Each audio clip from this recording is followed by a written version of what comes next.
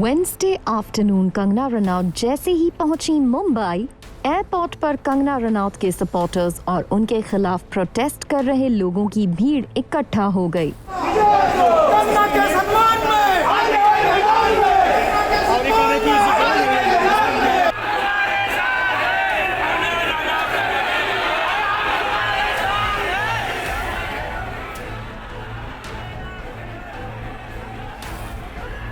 Mumbai airport पर ना तो दिखी सोशल डिस्टेंसिंग और ना ही सिक्योरिटी और पैंडेमिक रिलेटेड वायरस के खतरे को लेकर भीड़ यहाँ कंसर्न्ड नजर आई।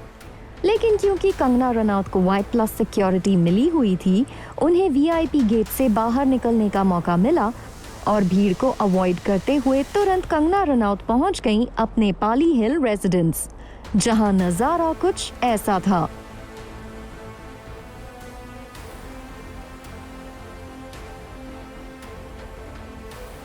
कंगना रनौत ने अपने घर पहुंचते ही बैक टू बैक डिमोलिशन के वीडियोस अपलोड करने शुरू कर दिए।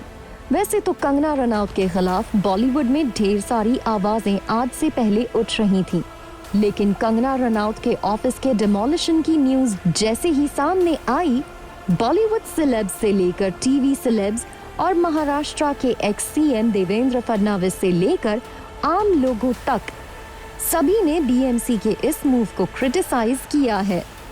अपने खिलाफ बात करने वालों को हम रास्ते पर रोककर मारेंगे और सरकार के समर्थन से हम ये काम करेंगे, ऐसा महाराष्ट्र के इतिहास में कभी नहीं हुआ।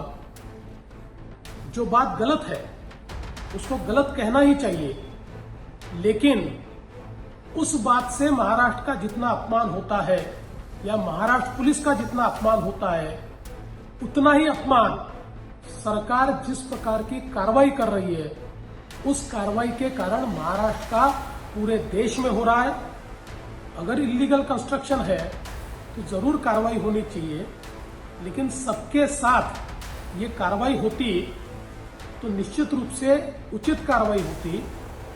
किसी ने आपके खिलाफ बात कही, इसलिए जब आप कार्रवाई करते हो तो ये कायरता है, बदले की भावना है, और महाराष्ट्र में इस प्रकार की भावना का कोई सम्मान नहीं हो सकता। वहीं अनुपम खेर ने ट्वीट किया, गलत गलत गलत है, इसको बुलडोजर नहीं #बुलीडोजर कहते हैं।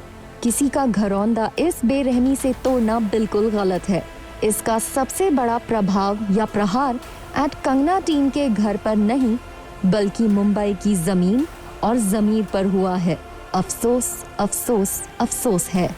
रेणुका शाह ने जो कंगना रनौत के खिलाफ काफी वोकल हैं, उन्होंने भी बीएमसी के इस एक्शन पर ट्वीट करते हुए कहा, though I did not like at Kangana team's comment comparing Mumbai to POK, I am appalled by the revenge demolition carried out by at my BMC.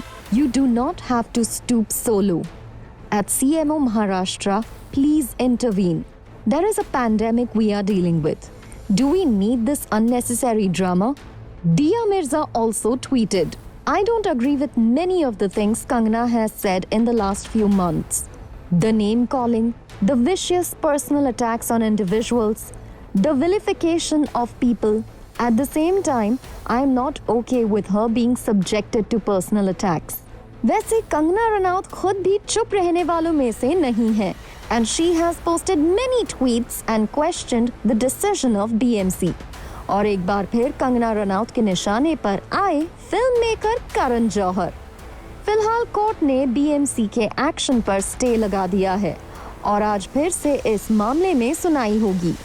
आपको बता दें, इससे पहले वेडनेसडे को बॉम्बे हाई कोर्ट के स्टे ऑर्डर के बाद डेमोलिशन वर्क रोक दिया गया था और तब कोर्ट ने कंगना रनौत के साथ हुए इस इंसिडेंट पर कहा था, We cannot help but mention here that if the BMC would act with similar swiftness qua the numerous unauthorized constructions in the city would be a completely different place to live in. BMC की कार्रवाई की Himachal Pradesh government ने भी निंदा की है। वहीं Shiv Sena leader Sanjay Raut ने कंगना रनौत के पाली हिल्स ऑफिस में हुई बीएमसी की कार्रवाई पर रिएक्ट करते हुए कहा है, I have never threatened Kangna Ranaut. I only expressed my anger at Mumbai being likened to POK. I am not responsible for what action BMC takes. Matter is over for me. Kangana Ranaut is welcome to live in Mumbai.